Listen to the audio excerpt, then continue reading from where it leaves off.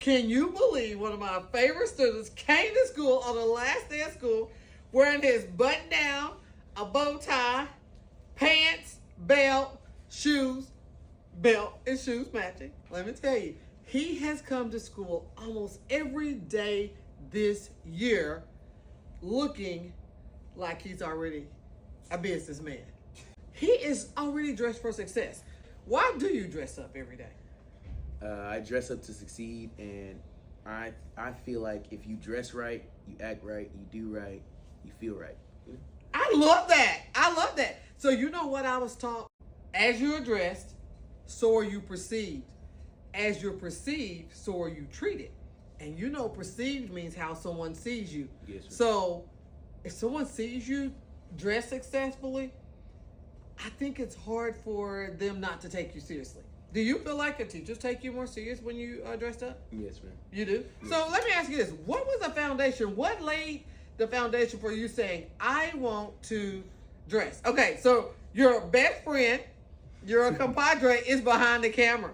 And he raised his hand and he's like, I was the one who told him to dress. Do you give him credit? He I didn't was tell the one me. that did it first. You right. You were dressing in the... He was dressing first, but then I was like, well, actually, it was one day at school. I'm like, I was actually in one of my classes for FBLA, and we were doing this thing around the school. We were helping out, and I saw how I looked, and it was like, I don't want to look like that. I want to look like somebody I know. I don't want to look like somebody.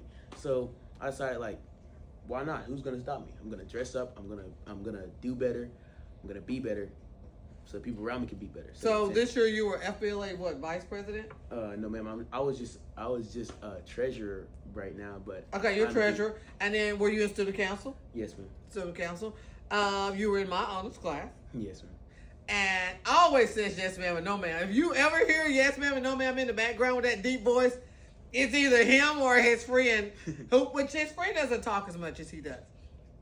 But here's what I want to say to you. You have been an amazing student this year. I have enjoyed having you in my class.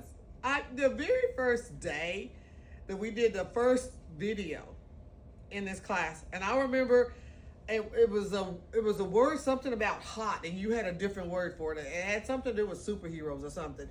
And you gave out that word, and I remember going home and I was telling my family, it's like, I had this kid in my class. I was like, when I saw him last year, I was like, I didn't know he was that smart.